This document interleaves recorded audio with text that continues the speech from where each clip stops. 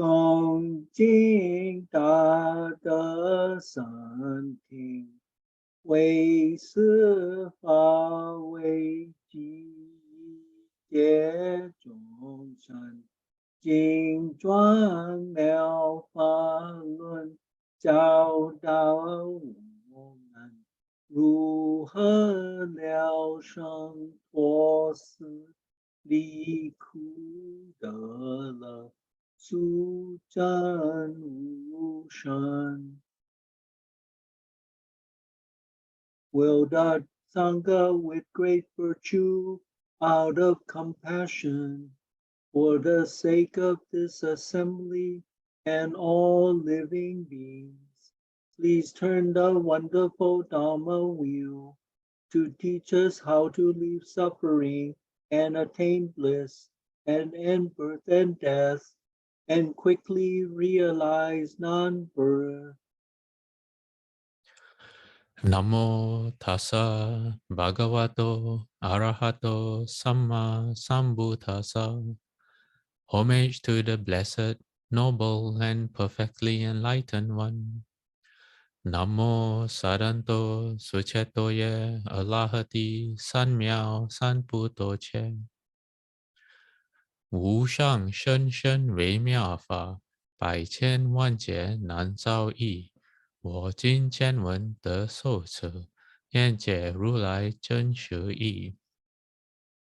Supreme and wondrous Dharma, subtle and profound, rarely is encountered, even in a billion eons. But now we see and hear it and accept it reverently. May we truly understand the Buddha's actual meaning. Namo, quelling disasters, lending life, medicine master, Buddha Namo, quelling disasters, lending life, medicine master, Buddha Namo, quelling disasters, lending life, medicine master, Buddha Namo, quelling disasters, lending life, medicine master, Buddha Namo, quelling disasters, lending life, medicine master, Buddha Namo, quelling disasters, lending life, medicine master, Buddha Namo, quelling disasters, lending life, medicine master, Buddha,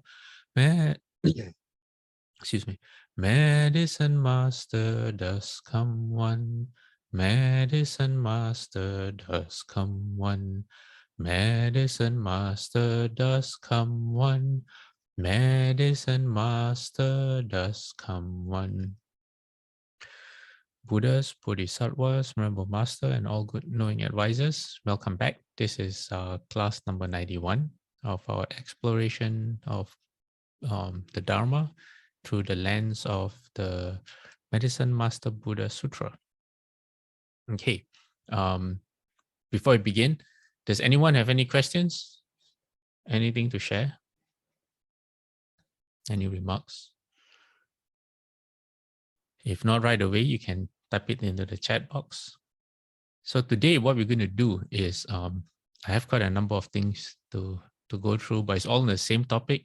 It's all about Maitreya Bodhisattva and how Shakyamuni Buddha has already told us about how Maitreya Bodhisattva is going to come down from the Tushita heaven and be the next Buddha. And if you're wondering why we've been spending a few weeks on the Tushita heaven, well, like I said last week, if the Pure Land isn't your Dharma door, or if you're not really sure, if you're not really confident that you want to get to the Pure Land, and you want to have a backup. Most Buddhists who don't follow the Pure Land, their aim is to be reborn in the Tushita heaven next to Maitreya Buddha, or to be reborn in the world when Maitreya Buddha comes back. That's their kind of their goal. Why? Because when you are born, if you are already familiar with the Dharma and you have good affinities with the Dharma, and you're born at a time when the Buddha is in the world, not just the Buddha is in the world, but you are fortunate enough, you have the karmic seeds to be born in the same place as the Buddha, then the Buddha has the ability to create the right conditions for to activate your karmic seeds so that you can become a sage, so that you can you're on your way to ending birth and death. So you could either end birth and death on the spot, like become a fourth stage arhat, or if you're one of the other three, first, second, and third stage arhat, then you have very few lifetimes to go before you fully conquer birth and death, which is one of the goals of why we practice. Okay, so let's look at, I have two sutras today, both on the same topic. Okay, I'm going to quickly move through this slide. Okay, so this sutra is called the Sutra on Maitreya's birth in the heaven of joy. Okay. Oh yeah, there's something I forgot to add. So if you're wondering about, say, earlier I mentioned if you're not fully confident of getting to the Pure Land, from my understanding, okay, and this is just my personal understanding of the Pure Land, it's kind of the practice of the Pure Land is to create very strong habits with the Dharma. So it's kind of like if you say have the opportunity to go on a holiday. Say if you're from Asia and you have the opportunity to go to the US, okay? If you're already from the US or you're nearby, like in Canada, then how you say, try to understand the principle.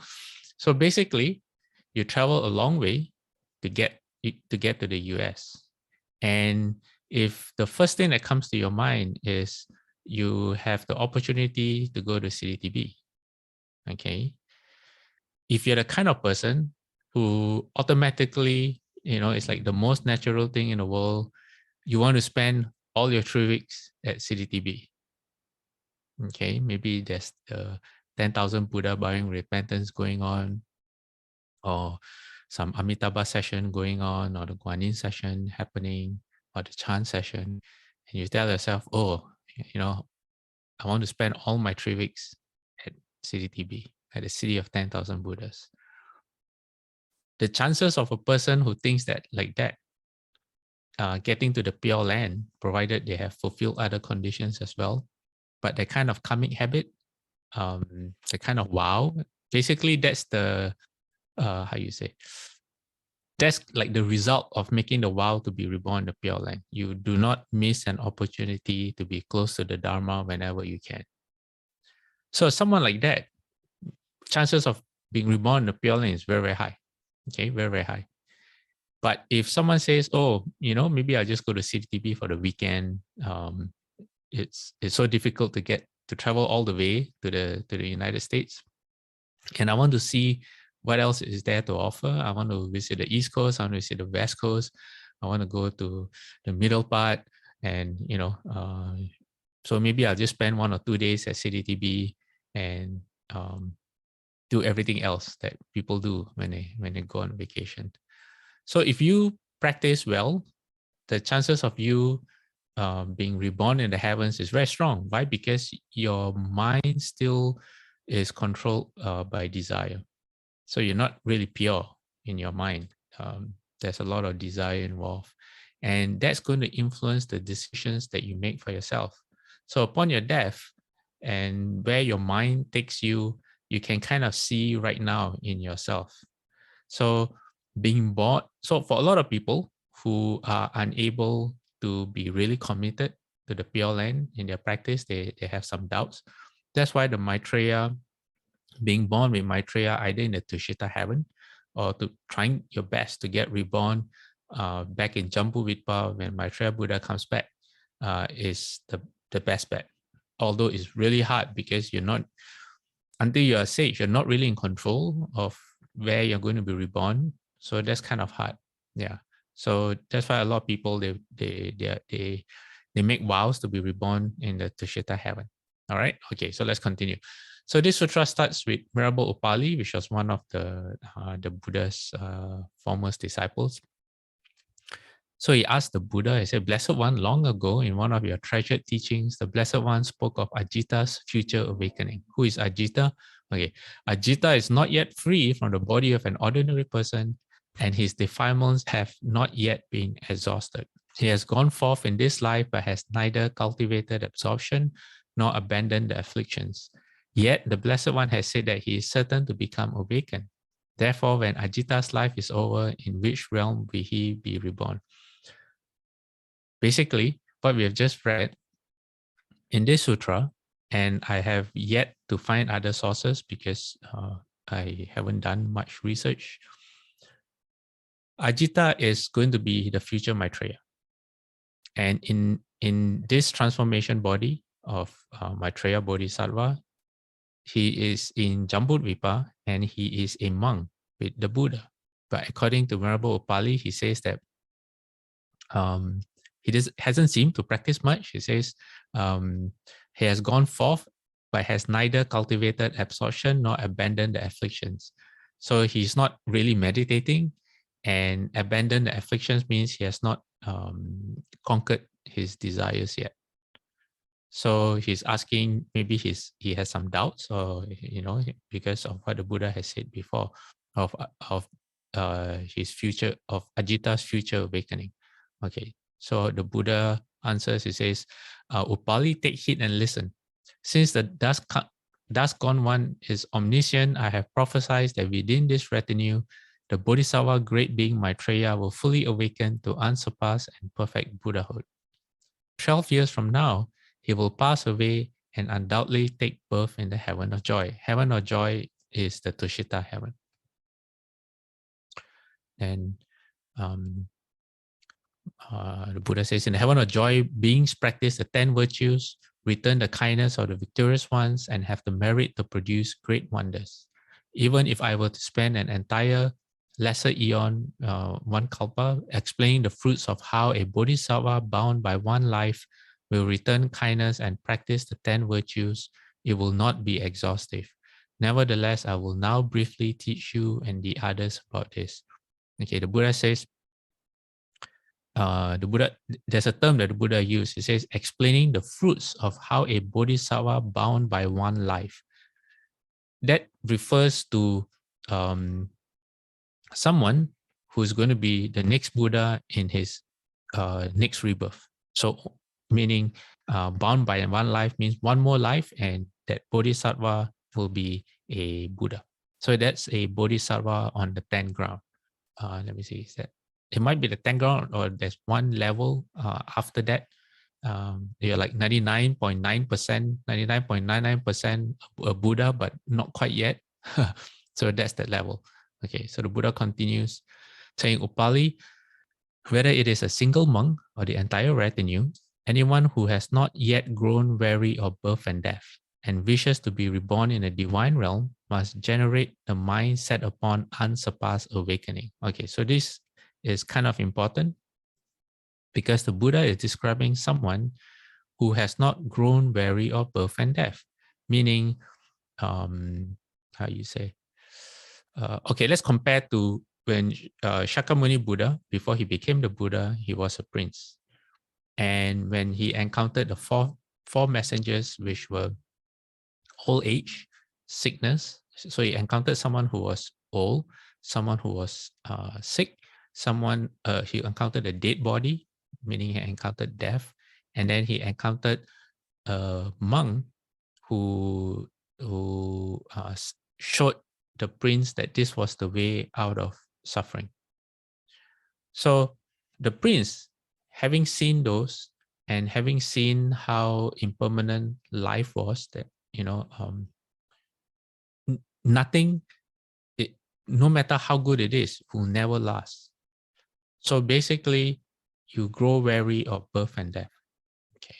And the prince gave up everything to the point of even his own life. He was willing to die to find a solution to end first his own birth and death. And secondly, if he was successful, he would be able to come back and also help the people that he loved. All right.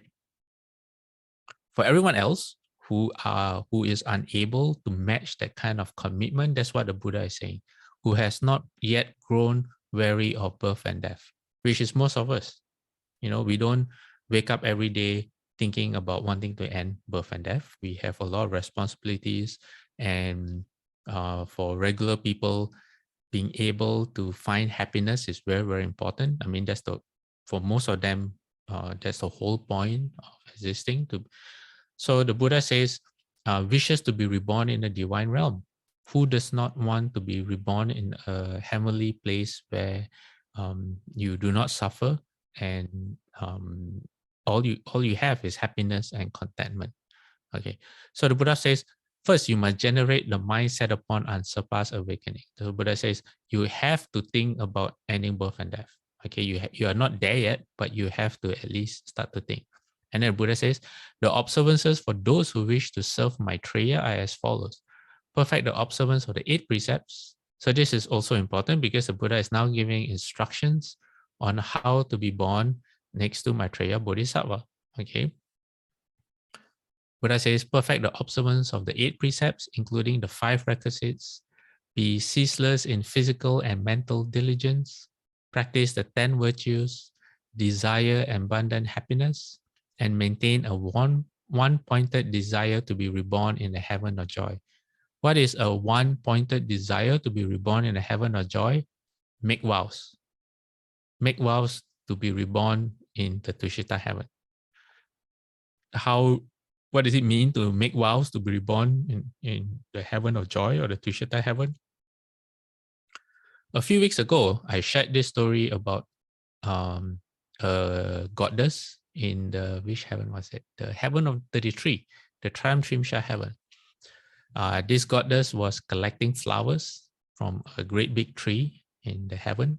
And because she wanted to make a flower necklace for her husband, halfway picking the flowers, she died. And she was reborn as a human girl in the human realm.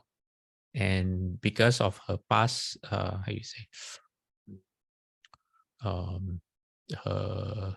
she was reborn in the human realm, and she was able to remember her past life in the heaven.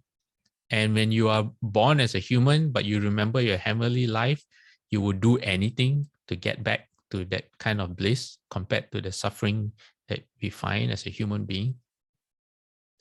So she made a great vow as when she remembered her past life, she said, everything I do, okay, every single thing I do, I dedicate the merit to be reborn back in the heaven I came from. So that's a vow.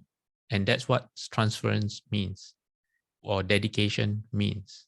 So the reason for doing all the wholesome things in her life was so because she could generate the blessings to be reborn back in her former life. That's all she wanted. So she lived for 99 years, and every single day she tried to do something good, and she was always very generous with the monks, Shakyamuni Buddha's disciples. And true enough, after 99 years, when she died, she was reborn back in the heaven. And because time in the heaven passes very, very differently from time on earth, she was reborn in heaven after living for 99 years as a woman on earth. She saw her husband again. She was reborn back like in the same as the same person, because when the husband saw her, the husband recognized her and said, "Where have you gone? I didn't see you at all this whole morning." So half a morning in the heaven, in the Trimsha heaven, or the heaven of the 33, is equivalent to 100-year lifespan on earth. And then she explained her life to the husband and said, "Oh, I died and I was reborn as a human, and I spent my whole life trying to get back here, and here I am," which means she was successful. Okay, so that's what it means, a one-pointed desire to be reborn in the heaven of joy. it means you make vow and you transfer or you dedicate the merit of all your wholesome deeds, meaning the reason why you do something good. Okay. All right. So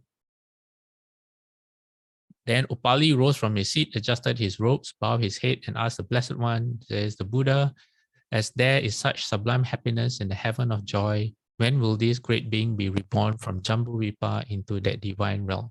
Meaning Ajita. Buddha says, 12 years from now, on the 15th day of the second month of spring, Maitreya will return to the place where he took birth, the household of the great Brahmin Bavari in the village of Kapali in the region of Varanasi.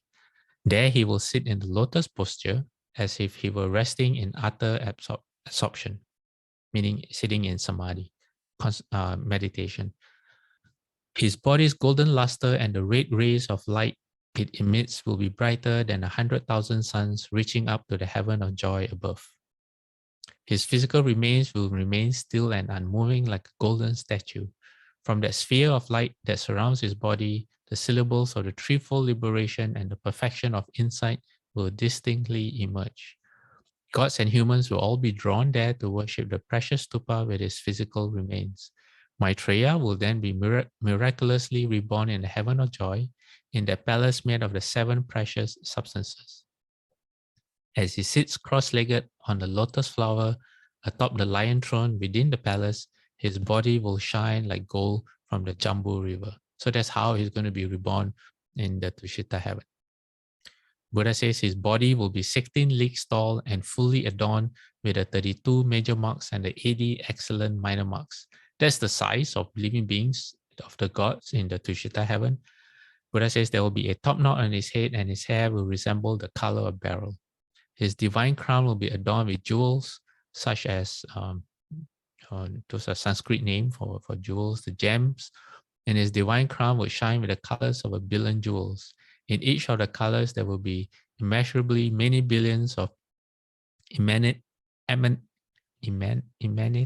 dust come ones or dust gone ones in this translation, meaning Buddhas, along with a multitude of emanated bodhisattvas who act as their servants. So all these adornments and all the marks like the top knot of his head, these are all results of virtuous behavior.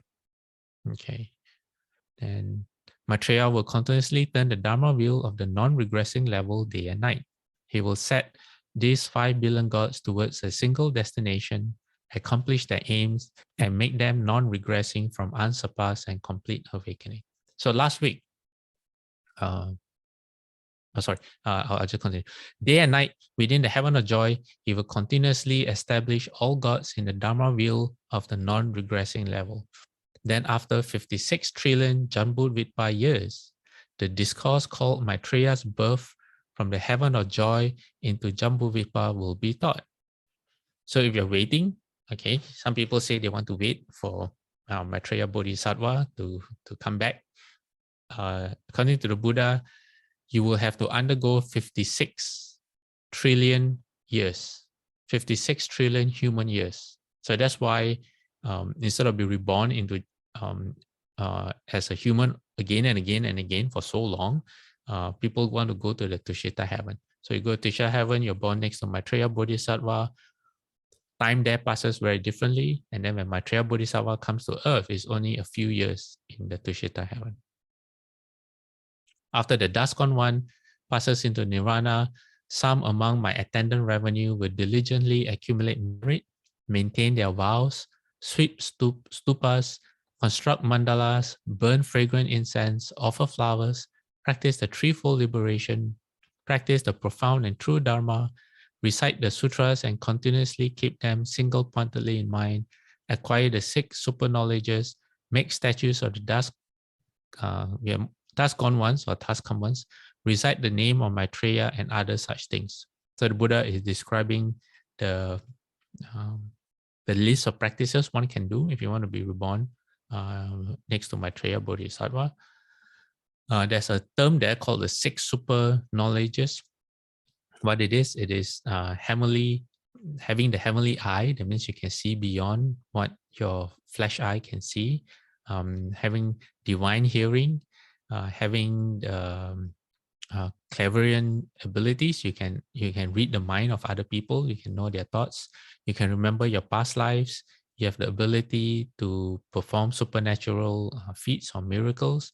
And number 6 is the understanding of the destruction of all defilements within the mind. That means to end all afflictions. Buddha says when it comes time for them to pass away, people who have practiced, after they have received the 8 vows, purified all misdeeds, and made prayers, they will instantly be born in the heaven of joy, just as quickly as a strong man can stretch out his arm. So this whole process of birth and death is very, how you say, it's like waking up from a dream. You don't have to exert any effort on your part. There's no fear that you have to undergo. There's no time loss. It is as if you blink and suddenly you are in the Tushita heaven. Yeah. And Buddha says, then they will sit cross-legged atop lotus flowers as hundreds of thousands of gods play divine music, scatter Mandarava and great Mandarava flowers and praise them, saying, excellent, excellent, noble sons, you have accumulated vast merit in Jambuvitpa. And Buddha says, now you have arrived here in the heaven of joy. You should request refuge from the divine king Maitreya and prostrate to him. When you prostrate to him, white light will emerge from the Una hair between his eyebrows and touch you, liberating you from 90 eons of birth and death and purifying your misdeeds. So you get a welcoming committee asking you to take refuge in Maitreya Bodhisattva. Then the Buddha says, now that I have explained the marvelous Dharma of the benefits of affiliating oneself with this Bodhisattva, sentient beings should not abandon their diligence, but should bring to mind the non-regressing Dharma wheel and the unsurpassed path. As they purify their misdeeds and engage in the sex practices, who are they? All of us, people who are listening right now, okay?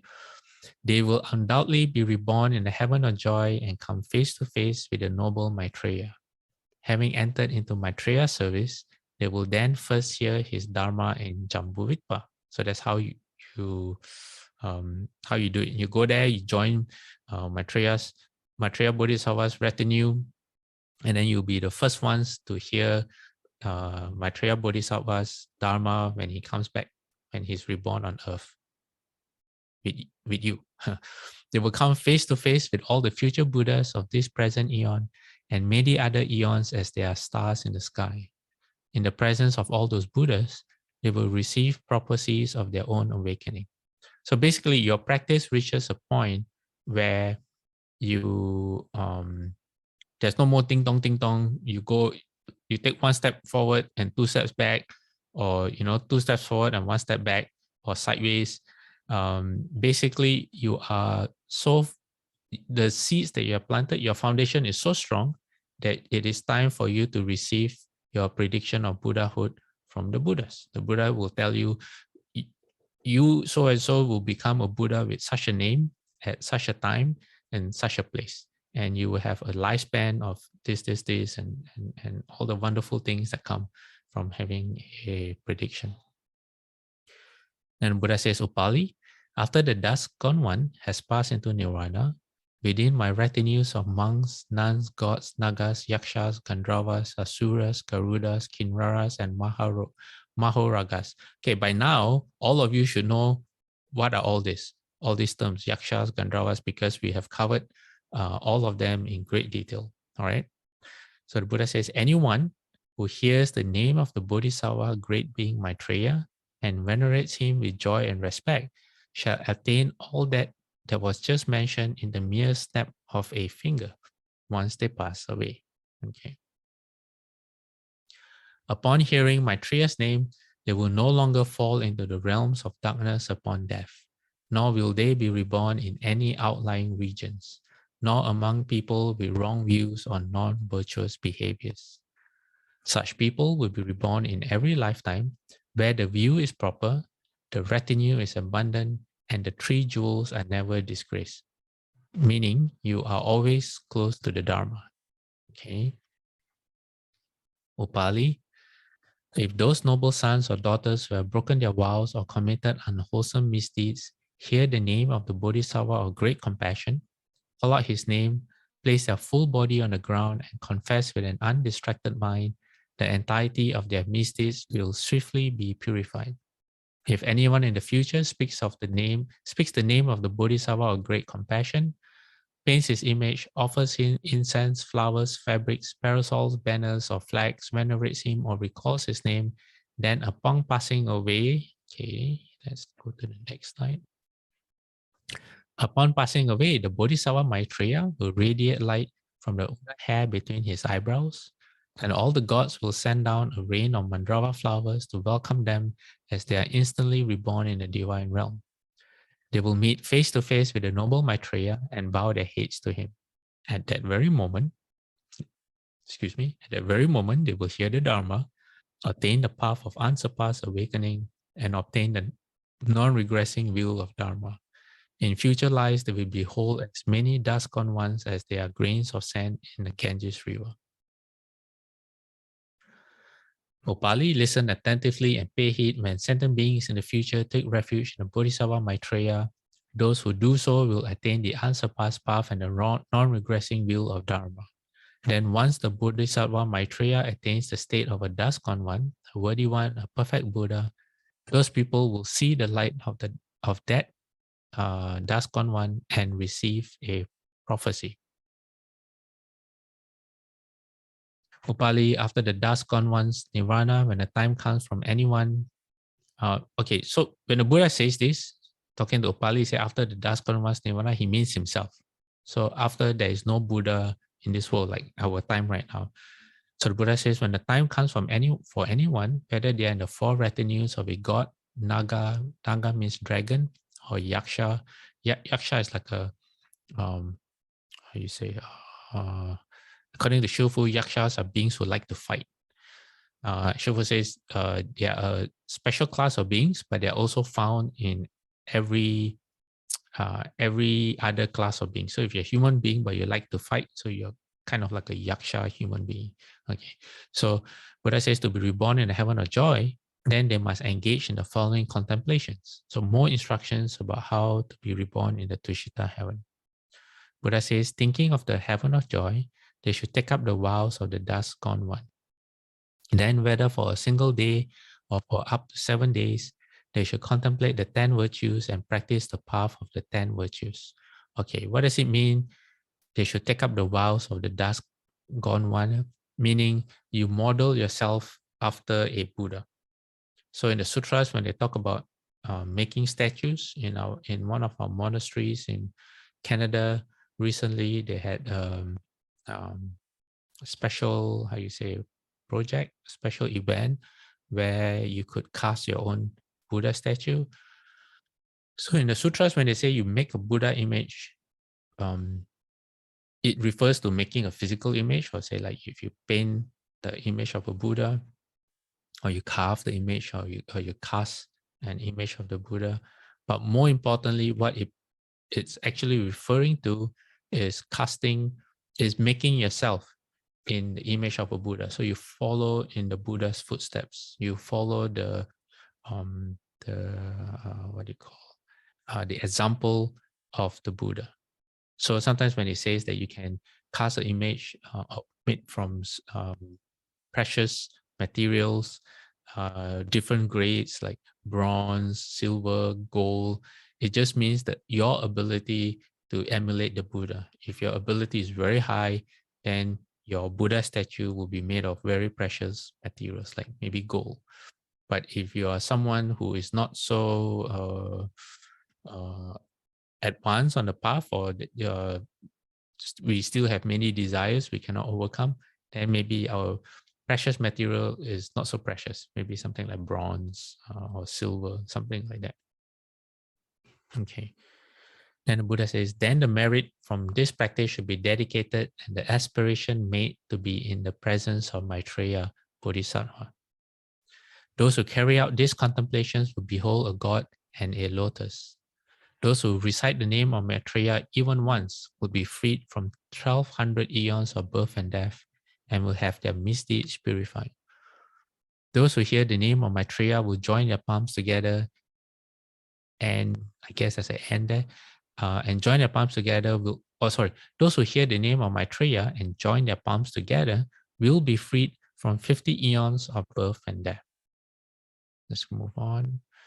Those who respectfully prostrate to Maitreya, meaning you bow to Maitreya Bodhisattva, will be liberated from 1 billion eons of birth and death and will have their misdeeds purified.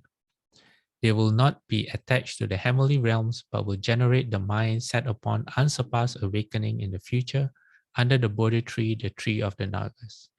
So although the intent is to be reborn in the Tushita heaven, but the mindset is different. Yes, it's going to be a very nice place to exist in, but the point is not to go and enjoy your blessings, but rather to be with Maitreya Bodhisattva. Okay, for the next slide, we are going to move to a different sutra, the sutra that expounds the descent of Maitreya Buddha. Okay, so if that was part one, if we could call that part one, this is part two. So part one is the Buddha describing the birth of Maitreya Bodhisattva in the heaven, the Tushita heaven, and exhorting people to be reborn with next to Maitreya Bodhisattva and how to get there. Now, in this different sutra, the Buddha is going to explain the coming of the next Buddha, which is Maitreya Buddha. So in this sutra, it begins with, this is an excerpt, but it begins with Shariputra asking the Buddha, according to what is written in the various sutras, Maitreya will descend to the world and become Buddha. Respectfully, I ask that I may hear in detail of the merits, the miraculous powers, and the land of glory of Maitreya. What matter of giving or generosity, precepts, and wisdom will enable sentient beings to meet Maitreya? Okay. So the Buddha says, okay, it says the level of the 4 oceans will gradually fall by 3,000 yojanas. At that time, Jambudvipa, measuring 10,000 yojanas in length and 8,000 in width, will be as flat as a mirror and covered in beautiful flowers and soft grasses. A multitudinous variety. Okay, there will be many varieties of trees, flowers, and fruits that will grow in profusion, and all the trees will be 30 leagues high. Okay, so the Buddha is describing the state of Earth or the continent of Jambudvipa where human beings live at that time when Maitreya is going to come down. Cities and towns will be followed by more cities and towns with only the distance of fowl's flight between them. So cities will be close together. Human beings will live to be 84,000 years old and will be endowed with wisdom, dignity, and physical power. Life will be free from danger and full of joy. Women will not marry until they are 500 years old. Only 3 afflictions will remain: the necessity of relieving one's bowels, of eating and drinking, and of getting old. So imagine that the Buddha calls eating and drinking an affliction. So when living beings live to 84,000 years, that's known as like the golden age of mankind, because what happens is in a cycle of the existence of humans, whenever a world is created, the lifespan will decrease 1 year. Every 100 years, human beings' lifespan will decrease by 1 year. So from 84,000 years, it will decrease to where a point in time where human beings live for only an average of 10 years. So once you get to 10 years old, you die. And at that point, which is known as the lowest, because human beings act more like animals than humans at that time, the lifespan will start to increase because the humans at that time, or more like animals, will begin to be more virtuous. So slowly, every 100 years, their lifespan increases a year until it reaches 84,000 again. So that's kind of like the cycle of human beings on Earth. So when Maitreya Buddha comes, human beings will be at the golden age, which is 84,000 year lifespan. At that time, there will be a great city called Katumati. The city will be made of 7 treasures and crowned by towers. Doors and windows will be bejeweled and covered by a net of pearls. Streets, swept clean, will be 12 leagues wide. A great Nagaraja or Dragon King, Tagarashikin by name, will dwell in his palace in the lake near the city. And from this will appear a fine rain that will fall through the night, subduing the dust. The earth will glisten as though oiled, and people may walk to and fro without a trace of dust. So that's how the earth will be kept clean. Human beings will attain blessings and morality. The streets will be replete with pillars of brilliant jewels 10 leagues tall, with no need of candles. Brilliant light will shine throughout the days and nights. One thing that has not been mentioned in this sutra is the height. When human beings live to 84,000 years old, I don't remember the height, but they are very tall, like few thousand feet tall. We become giants. The cities, towns, and dwellings will not have a speck of dirt, and the ground will be covered with gold dust. Here and there will be heaps of gold and silver. There will be a great Yaksha Deva by the name of Bhadra Prasasaka, who will keep vigilant guard over the city and maintain its cleanliness. Human waste will not have to be disposed of. The ground will simply open up to receive it and return to its former appearance upon closing up again. When the time of death comes, human beings will walk quietly to the burial mounds and then pass away. Imagine that. In those peaceful and happy times, no one in the cities will need to lock their door, for there will be neither enemies nor thieves. Nor will there be worldly cares, floods or fires, wars, any type of famine, and no harmful poisons. Just contrast that to the world that we have today. The state of world that we're living in with the environment, the way it is. There's so much conflict among countries. A lot of people are actually going hungry and not having enough to eat. And our water, our air, the basic things are no longer clean, all because of what we have done to the earth.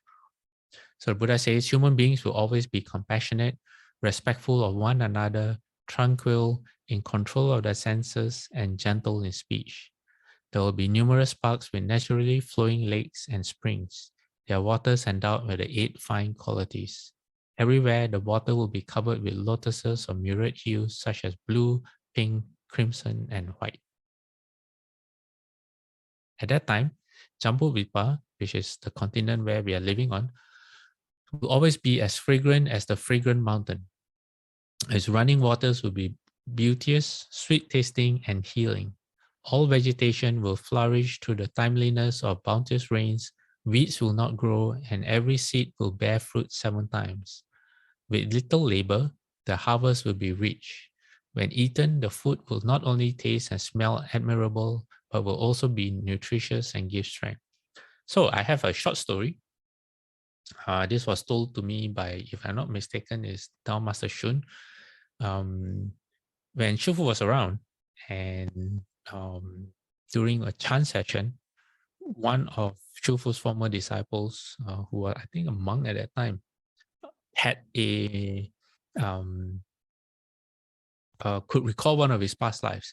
And during this past life, this monk was a nun under Shakyamuni Buddha. And the story told to me was that she at that time, or he at this time, was bathing in the river Ganges, and he remembered that the water of the river Ganges was very, very described as very soft and milky and nutritious. Yeah, not like our water today. nothing like our water today. So yeah, I just recalled that story. Okay. Buddha says there will be 4 great treasure houses, each surrounded by 4 billion smaller ones. At that time, all the treasure houses will be unguarded, as the people will, on seeing them, feel no attachment. They will discard such treasures as they would stones, grasses, trees, or lumps of earth. As they look upon the treasures, the people will reflect with disgust how sentient beings in past ages not only harm one another to acquire such riches, but stole, cheated, and lied in order to obtain them. Thus was the painful cycle of samsara ever increased. In this city, a great Brahman, Subrahman, and his wife Brahmawati will reside. They are Maitreya's father and mother. Maitreya's body will be purple gold in color and will bear the 32 marks of a great person. All sentient beings will never tire of looking upon him. His immeasurable strength will be incomprehensible. Light that cannot be rivaled by that of the sun, moon, fire, or jewels will stream unhindered to all regions.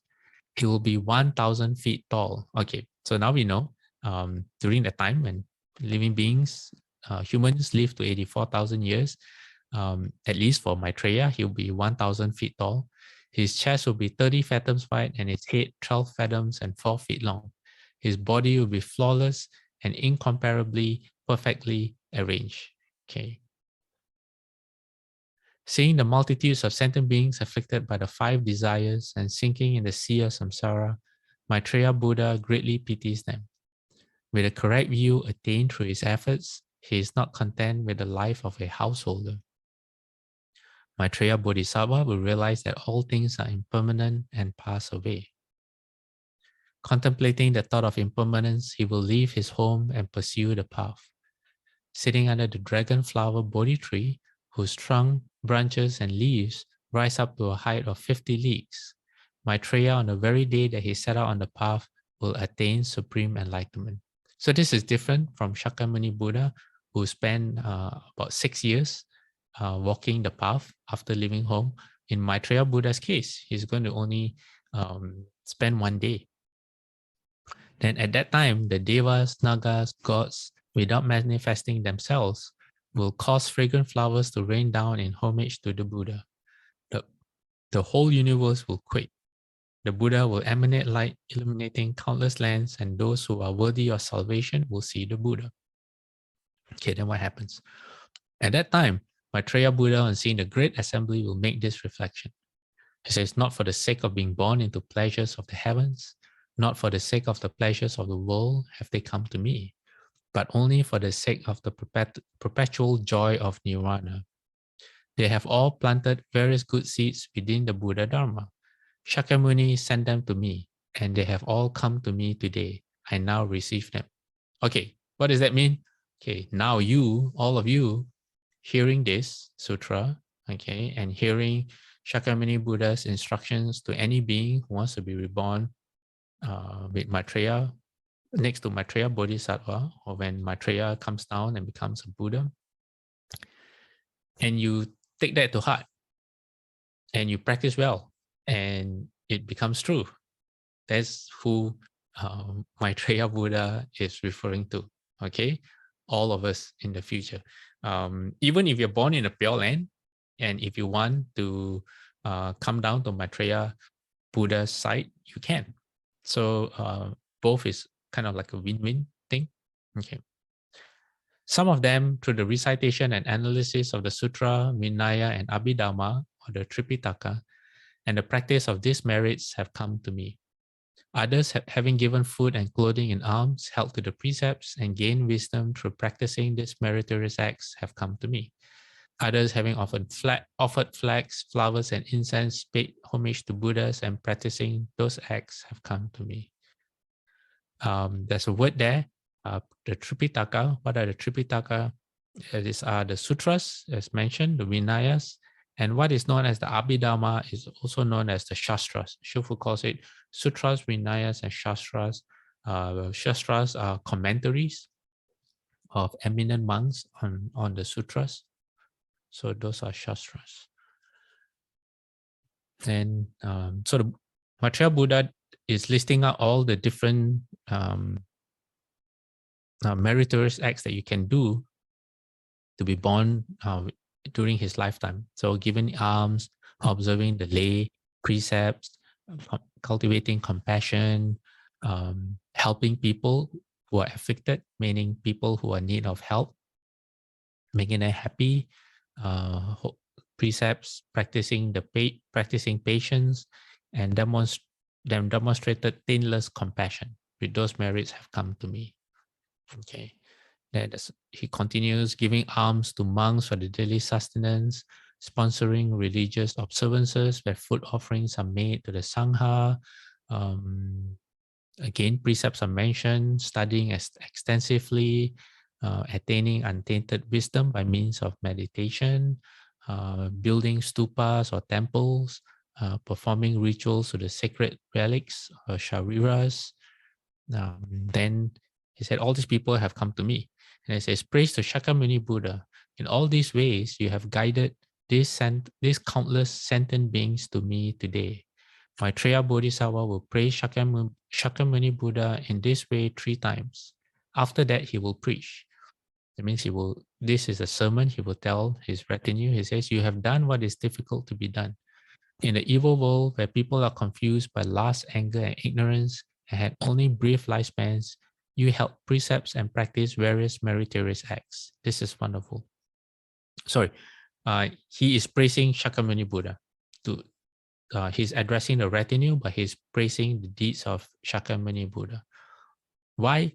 Because this period when Shakyamuni Buddha was born, with beings of our lifespan at about average about 100 years during the Buddha's time. Now it's slightly less. Now maybe 80 years, 70, 80 years, compared to living beings at when they're 84,000 years, we are more like animals than human beings. So Maitreya Bodhisattva describes, it says, at that time, people no longer respected their parents. So for Maitreya Buddha, he's looking at the past, which is our time right now. And he's describing human beings' behavior during this time. It says, we no longer respect our parents, wandering mendicants or Brahmins. They were unprincipled and injured one another with frequent warring and looting. They were deeply attached to the 5 desires, were jealous, sly, deceptive, evil, and lacked compassion. Moreover, they killed one another, ate meat, and drank blood. That you were still able to attain good deeds in the midst of all this is truly rare. So it's not easy to practice. And for Shakyamuni Buddha to have done the deeds that he did during this time is, Maitreya Buddha says, it's really, really hard. Then he praises Shakyamuni Buddha and says, homage to Shakyamuni Buddha. Through his great compassion, he spoke the truth among suffering sentient beings, saying that I must come and speak to you. A teacher of this kind is extremely difficult to meet. Shakyamuni Buddha, for your sake, meaning all of those people who were next to Maitreya Buddha, says, for your sake, took pity on the sentient beings in the evil world and drew out their suffering so that they might attain peace. He offered his head and cut up his ears, nose, hands, feet, and torso, and thus taking on himself all suffering, benefited you. He is referring also to Shakyamuni Buddha's past lives, where in countless lives, Shakyamuni Buddha literally gave up not just his body and his life and everything else as well. Yeah. Now we come to the interesting part, okay, which is, okay, I'll just read it. At that time, Maitreya Buddha will wish to visit the elder Mahakashyapa. Together with his great disciples and the sentient beings that were headstrong in their past lives in the Saha world, they will go to the Kuta mountain. Basically, this is Vulture Peak mountain, where according to Shufu, Mahakashyapa, Venerable Mahakashyapa, who is Venerable Mahakashyapa? Well, Venerable Mahakashyapa was the foremost disciple of Shakyamuni Buddha in terms of the Tutanga practices, which means that Venerable Mahakashyapa was a monk under the Buddha's time. He's an arhat. He was the best when it came to ascetic practices as a monk. And what happened to him is that he took the Buddha's robe and the Buddha's bowl, and he literally went inside Vulture Peak Mountain. Kind of like, imagine if a magical door opened up, like in Lord of the Rings, there's a magical door in the stone that led to the dwarfs' caves. So like this magical door open up, he walks into the mountain, the door closes, and there's no more door left. And Mahakashyapa sits down in Samadhi and waits for Maitreya Buddha to come for countless eons. Not countless eons, I don't remember what, 56 trillion years or something like that. Yeah. So, meaning that's where Venerable Mahakashyapa is right now, sitting there. Shifu says if you go to the mountain and if you are sincere, you may be able to hear a bell coming from, not a bell, like a gong, more like a gong, ringing from inside the mountain. So, it's described, after they have reached the summit, Maitreya Buddha will touch the ground with his big toe, causing the great earth to quake in 18 ways. Then Maitreya Buddha will split the cliff with both hands, just like the wheel-turning king opening the gate of a great city to find Mahakashyapa inside. All right? Okay.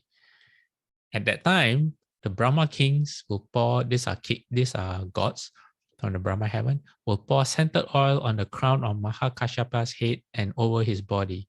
Next, they will beat the great Dharma instruments and blow the great Dharma conch shells. Mahakashyapa will then rise from the samadhi of total suspension of senses. He will straighten his robe, bare his right shoulder, keel or kneel on his right knee, and join his palms. So he wakes up from his how many trillion years meditation. There's a particular sutra. I don't remember the name of the sutra, but I remember reading it, where Mahakashyapa says of himself, after he became an arhat, he says that he can enter the samadhi where he says thousands and hundreds of thousands of years will pass by, and to him is no different from a blink of an eye. That's his state. That's how he's able to be in the mountain right now, waiting for Maitreya Buddha to come. And it says, on both knees, he will hold the Dharma robe worn by Shakyamuni Buddha and offer it to Maitreya Buddha, saying these words: the great teacher, Shakyamuni, the Tathagata Arhat, Samyak Sambuddha, upon his Parivana, entrusted me with his Dharma robe and commanded me to offer it to you, the world-honored one. Okay, we are running out of time, but I'm going to finish this.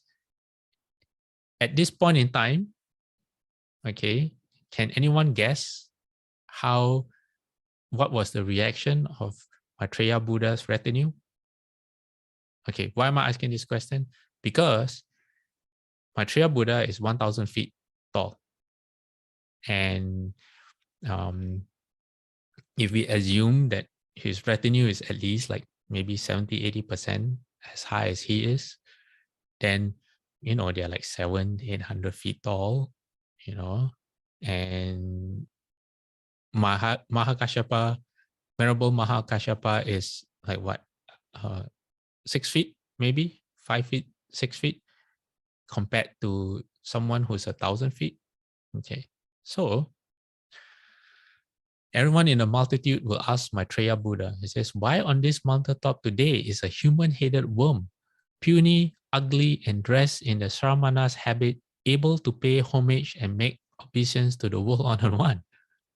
From their perspective, they call Venerable Mahakashyapa a human-headed worm, small one. If you're 1,000 feet tall, or someone who's only like 6 feet tall looks really small. Okay, then Maitreya Buddha will rebuke his disciples, telling them not to despise this person. He says, the peacock has beautiful colors, but it can be eaten by the eagle. The white elephant has infinite strength, but even a young lion can grab and consume it. The great dragon has an enormous body, but it can be snatched by the golden winged Garuda. Golden winged Garuda, or sometimes we call it the great golden pengbird. The tall and large human body, plump, white, and handsome, is a vessel made of the 7 treasures, but filled with feces. Its filth is unbearable. This person, although diminutive, has wisdom like refined gold. So he's talking about Rabbi Mahakashapa. Having long ended the afflictions and habits, with nothing left of the sufferings of life and death, for protecting the Dharma, he has stayed here. The most victorious among gods and humans, he has always carried out the dutta practices. Dutta practices means the ascetic practices, also known as the optional practices for monks. The most victorious among gods and humans, he is unequaled in ascetic training. Shakyamuni, the 2-footed honored one, has sent him to the place where I am. You should all join your palms with a single mind and reverently make obeisance to him. And he continues by saying, Shakyamuni, the world-honored one, has taught and converted sentient beings in the world of the 5 divinities. Among his 1,250 disciples, there was one with a golden body who was the foremost in the Dutta way of life. To learn the way, he renounced family life and left his golden wife. Day and night, he progressed energetically as if fighting a fire burning on his head. He was loving, kind, and compassionate to sentient beings that were poor and lowly, and always wanted to deliver them. For the sake of the Dharma, he has remained in the world. This person is none other than Mahakashapa. So, he's revealing the true greatness of Mahakashapa to his assembly. And when he talks about the golden body, he says there was one with a golden body, and he says left his golden wife. It's not a metaphor, it's a literal thing, because Mahakashapa, who was also actually our first patriarch after the Buddha held up how it went was the Buddha held up a flower, smiled, and Mahakashapa understood immediately the Buddha's intention, and then the Buddha said, how you say, what's the word for it? Transmitted the Dharma to Mahakashapa, and so Mahakashapa, when we say transmitted the Dharma, it's not like the Buddha gave him some special knowledge. Basically, the Buddha just certified Mahakashapa's understanding or wisdom, and Mahakashapa was then made the first patriarch.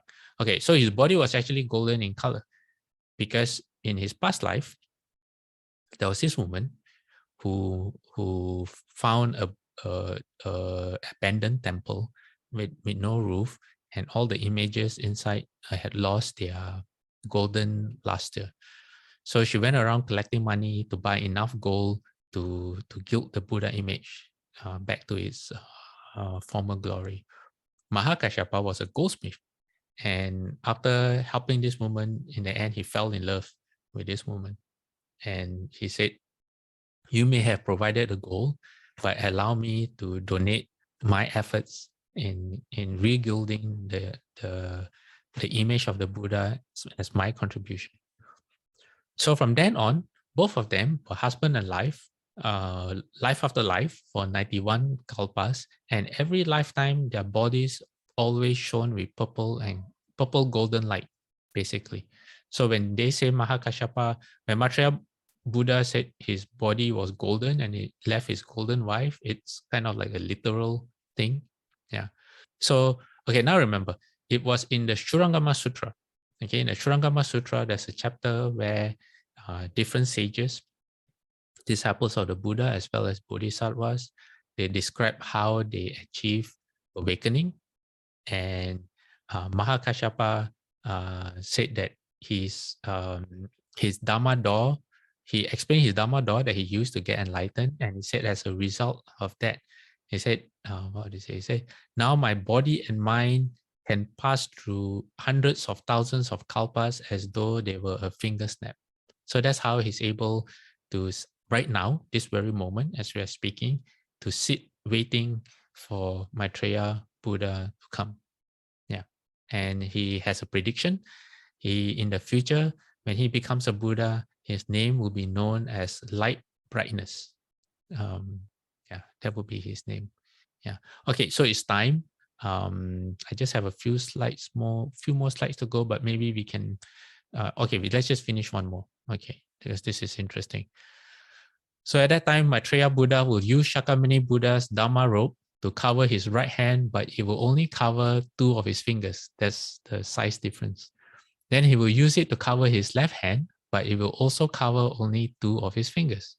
The multitude, astonished by the tiny size of the past Buddha, will understand that it was caused by the sentient beings who were greedy and arrogant.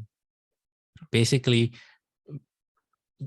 our size right now as human beings and our lifespan is a byproduct of our collective karma as human beings. That's what he's saying. And then Maitreya Buddha will tell Venerable Mahakashyapa, now you can demonstrate your spiritual powers and pronounce all the sutras of the past Buddha. So it is said that after that, Mahakashyapa rose into the air and he displayed the 18 transformations of an arhat. These are the 18 special, supernatural feats that a arhat can show, magical feats that the arhat can show.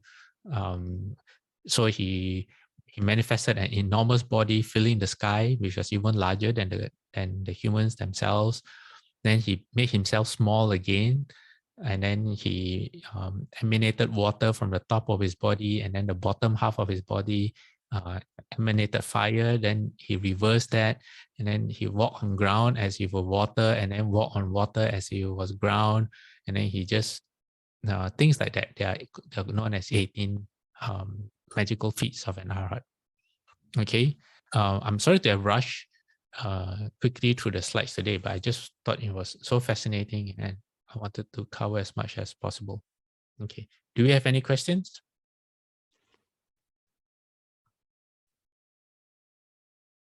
Okay, if not, let's dedicate merit. Okay, I'm going to invite everyone to put our palms together. May every living being, our minds as one and radiant with light, share the fruits of peace with hearts of goodness, luminous and bright. If people hear and see how hands and hearts can find in giving unity, may our minds awake to great compassion, wisdom, and to joy. May kindness find reward. May all who sorrow leave our grief and pain.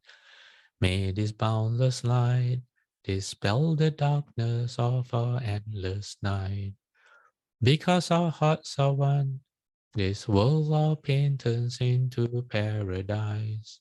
May all become compassionate and wise. May all become compassionate and wise. Ron has something he wanted to share. He says that if you are an Amazon, I think this only applies if you are an Amazon customer in the US. I'm not sure about Canada. There's something called Amazon Smiles, where a portion of Amazon's proceeds will go towards charitable or non-profit organizations.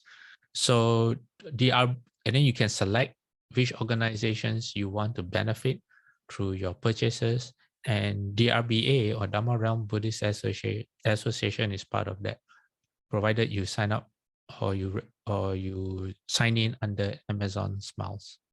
Okay. All right, everyone. Oh wait, let's do 3 bows. Almost forgot. Okay. Okay, 3 bows to the Buddha. First bow.